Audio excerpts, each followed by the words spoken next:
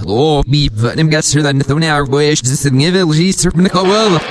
want to be a product of my environment. I want my environment to be a product of me. Prestige Living Podcast. So with that, who do you want to be? Hello, welcome to Prestige Living. This is Jay O'Brien with another segment of Be Bold.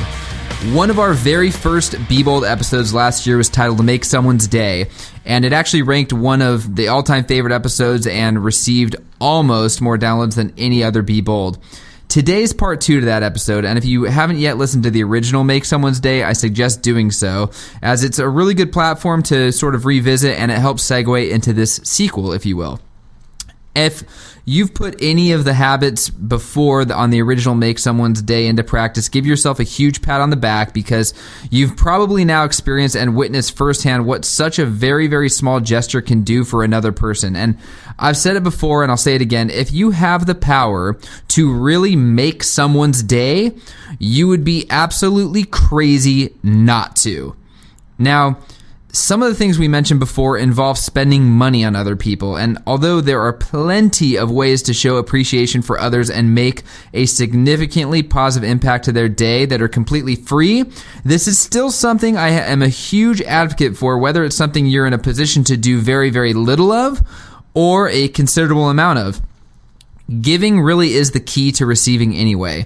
It's a practice that's important to get used to, because whether it's 10 cents or $10, you're training your mind to give something up that belongs to you in exchange for nothing. Nothing tangible anyway, nothing that is immediately valuable to you in this direct exchange, other than maybe the way it made you feel. But the selfless act you decide to do will be a domino and chain reaction to those on the receiving end. Not only will the gesture be appreciated, but it will naturally be paid forward in one way or another, as it will set the attitude and a very healthy frame of mind and framework for those involved. I'll give you an example. The other day, I walked into a Starbucks, so this was not a drive-through example. I went into a Starbucks and placed my order. I paid for my drink and the person I was with, and then bought a $20 gift card separately. So when the transaction was over, I turned to the person behind me and said, "Hey, this is for you to use," then pass it down to the next person for them to use, and so on and so forth until it's gone. And remember, it's only $20 and it's Starbucks, so that's maybe 3 to 4 people. And as I was waiting for my drink, 3 people came up to me and personally thanked me, and they kind of looked dumbstruck by what had just happened.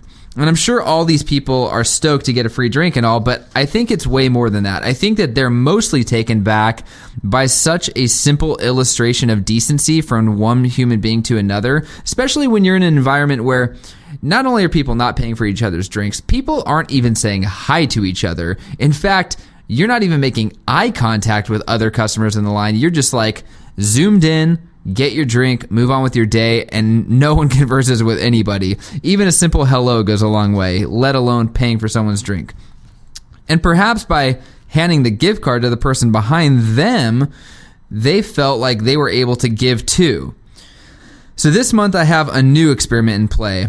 After purchasing umbrellas for all of my past clients and sending them to their front door in anticipation for an El Nino year, I bought a few more for myself, and I'm keeping a handful of these in my car, and I'll be issuing them out to pedestrians, people waiting for the bus, homeless people, and other situations I see fit during rainy weather.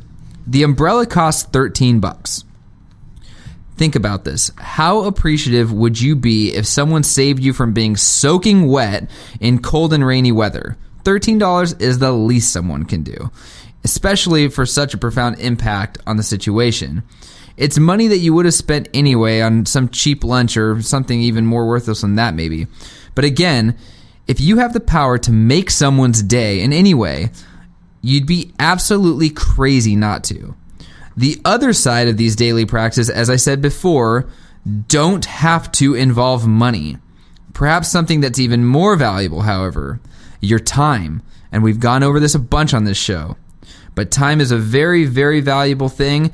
And once you get behind the 10 cents or the $10, that's great. The next step is giving up 10 seconds or 10 minutes and eventually even more time. 10 seconds maybe by going out of your way to open a door for someone who might be holding groceries or needs help loading furniture from the store to their car.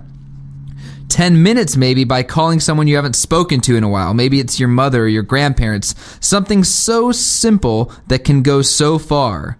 And then the target becomes volunteering bigger segments of time, whether it be for a few hours, a day, a weekend. A couple examples are like soup kitchens are always looking for volunteers. We do this as an office every month, as are Habitat for Humanity projects all over the place. The point is, put the potential awkwardness aside and just get involved in anything. Focus on making positive moves to affect other people's moods. Address people by their name. Offer assistance. Get out of your comfort zone. Make people remember how you made them feel. And be bold.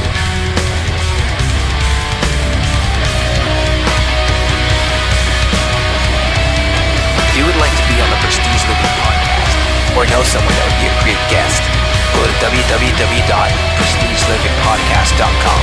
We'd love to hear your story.